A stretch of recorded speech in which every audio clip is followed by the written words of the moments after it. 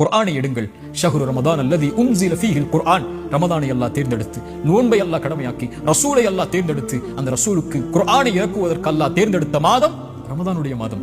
ரசூலுல்லாஹி ஸல்லல்லாஹு அலைஹி வஸல்லம் சொன்னார்கள், அஸ்ஸியாமு வல் குர்ஆனு, நோன்பும் குர்ஆனும் இணைத்து சொன்னார்கள். நாளை மறுமையில் அடியானுக்காக வாதிடும் தந்தை தாய் உறவுகள் விரண்டு ஓடி எந்த ஒரு செயலும் யாருக்கும் உதவி செய்யாத அந்த நாளில் குர்ஆன் வரும். யா அல்லாஹ், இரவில் ஓதினான் யா அல்லாஹ் இந்த குர்ஆனை, இவனுக்கு பரிந்துரை செய், பரிந்துரையை ஏற்றுக்கொள் யா அல்லாஹ் என்று குர்ஆன் நிற்கும்.